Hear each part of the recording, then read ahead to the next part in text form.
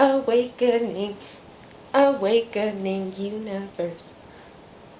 How to protect your energy.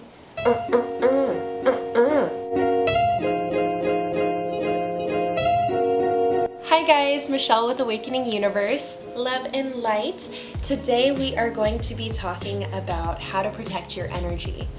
And we're going to break it down into 3 categories.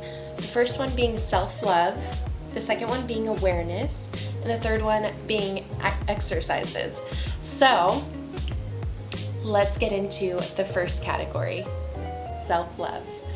So make sure to spend some time having some you time. I know it's really hard, especially when we have busy schedules, school, work, friends, all of the above, but it's so important to block out time for you. Just like the way you would for appointments, events, and any obligations, you need to have that time to just sit down with yourself, be your own best friend, and recharge.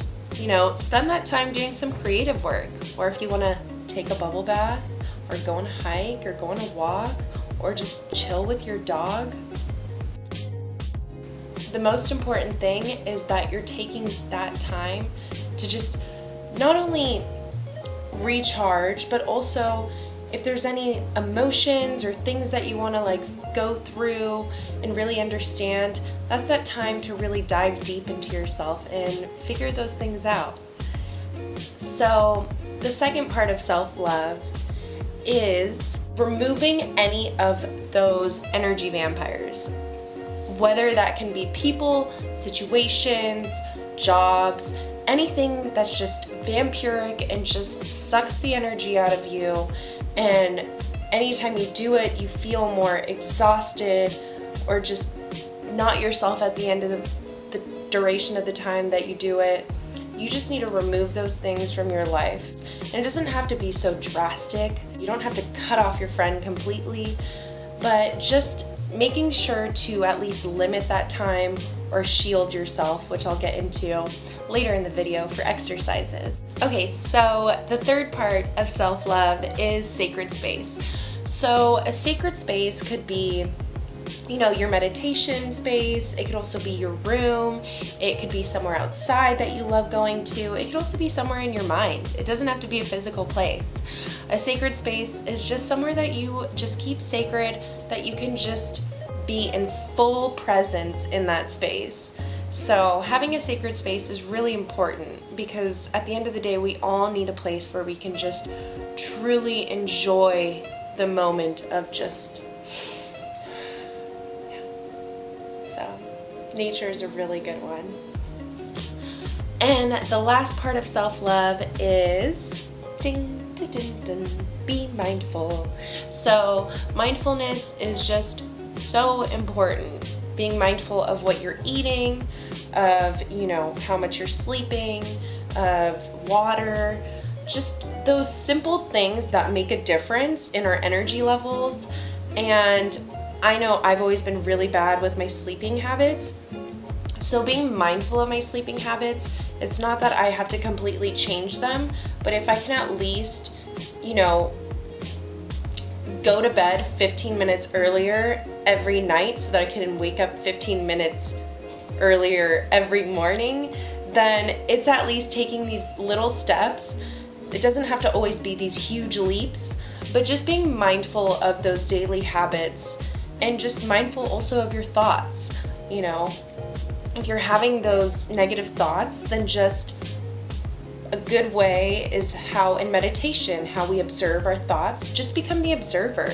Just observe those negative thoughts and don't be a victim to them. Don't let them take over your day or take over that moment or take over those hours of your day that you spend in those moods. Just be the observer and try to be objective about it. I know it's really hard. I'm a super emotional person and I get those negative thoughts, but it's just so important to just be mindful of them, and that way you can just stop them in their tracks. So, the second part of this video is being aware, being conscious. So I always say you have to know when to leave the party. I've always been really bad at this in the past, but knowing when to leave the party is so valuable because then you're not pushing your body and your energy past the point where it's gonna be painful and it's gonna hurt. Because we all know that we have those moments when we're out, when we're like, this would be a great time to go home. And then we don't, and then we just feel horrible and our energy is so low the next day. So knowing when to leave the party, don't overexhaust your energy tanks till you hit your reserves, and there's no reason for you to feel guilty for leaving when you have to leave. Listen to your body, listen to what it needs, and just go. Do it in a polite way though.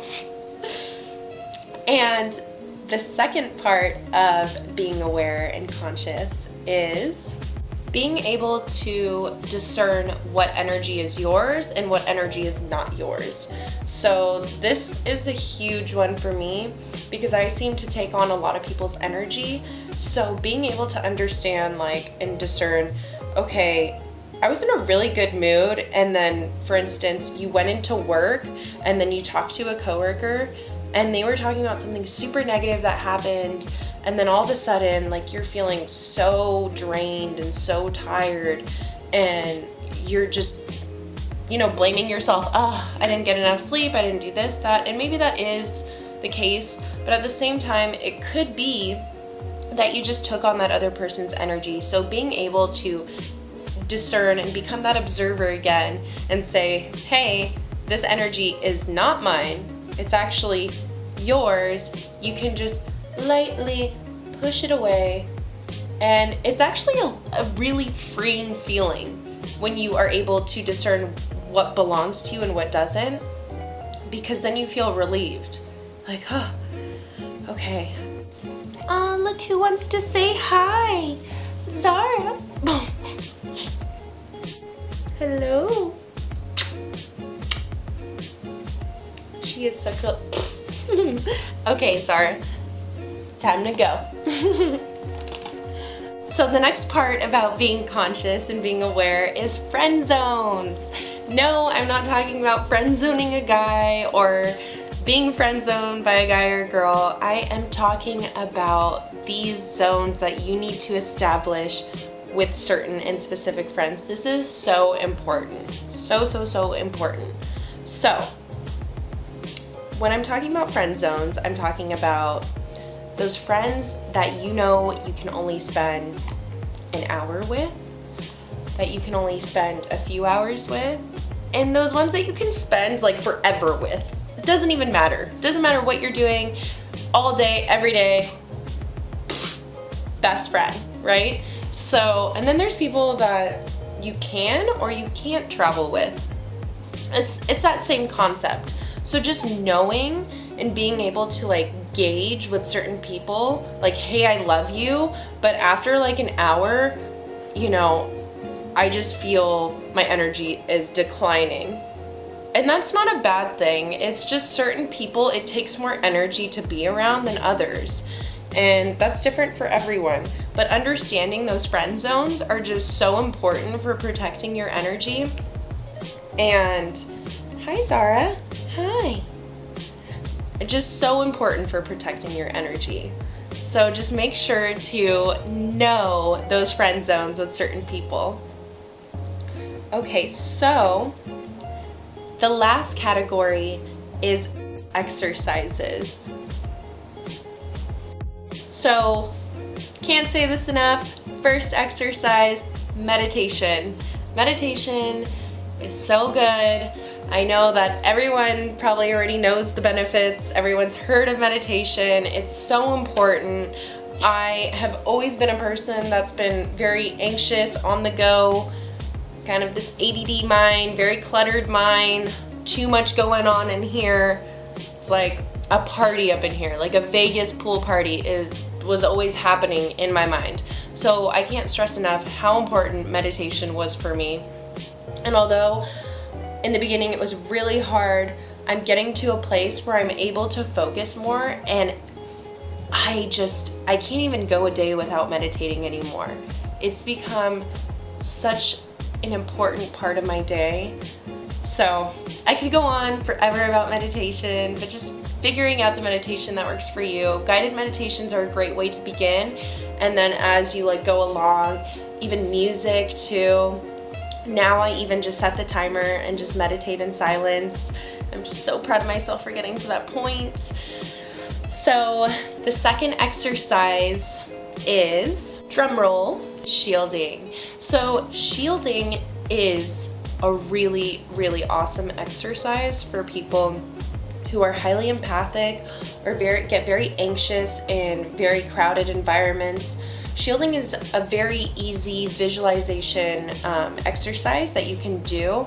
I always like to do it before I get in my car, before I start my day, or if I go into like a mall or something. That's so important for me to shield. I even do it before I go into work or I meet up with like certain people.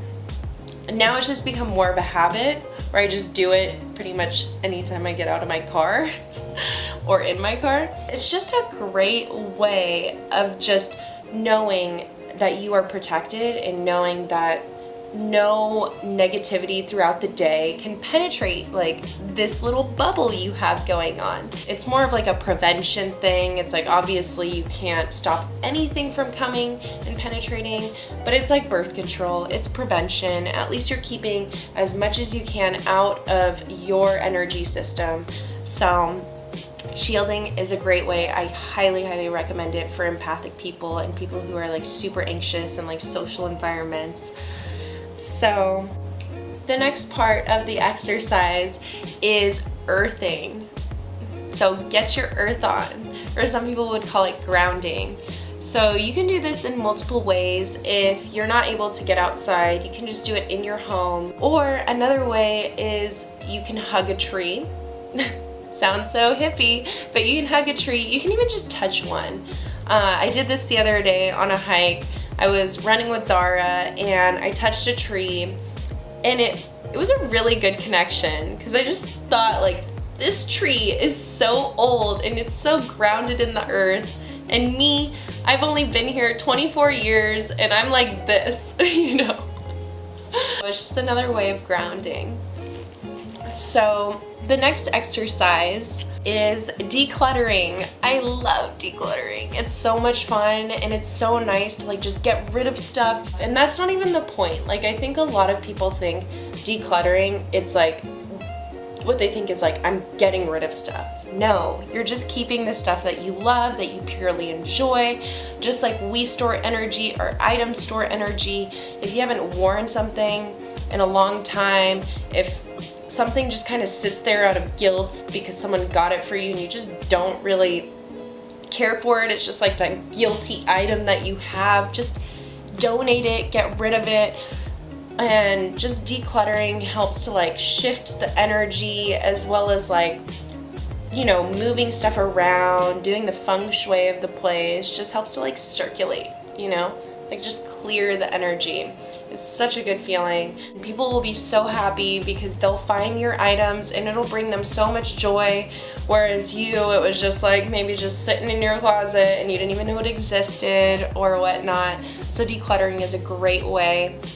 Another exercise is exercise. So this is pretty much self-explanatory, you know, whether that's yoga, Pilates, weightlifting, cardio, going to the gym, whatever it is, just release. Like we have stored up tension, energy, we need to let that go. And it's just good to get our bodies moving. So just exercise is a great exercise. So the next one is showering. I know, you're like, okay, yeah, Michelle, I shower every day. But I mean, shower with this intention to cleanse. This intention to cleanse any of the residual energies that have, you know, from the day. Think of it as bringing your energy back into its natural, neutral state.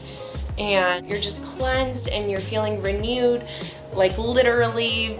Like when you get out of a shower, that's how you feel. Just like feel that way on the inside. So just showering is another great exercise. Shower with intention. So the last one is cord cutting.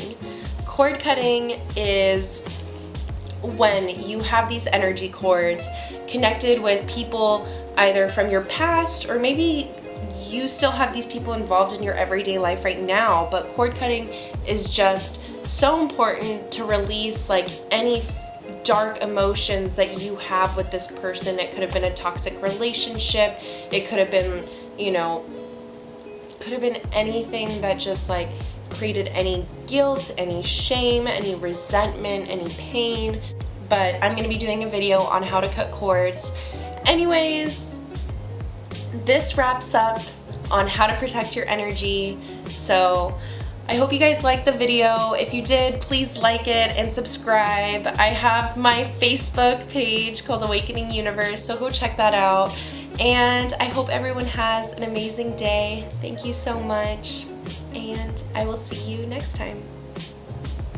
Oh, Zara says bye. Bye, Zara. She's like, you pay attention to me. Pay attention to me.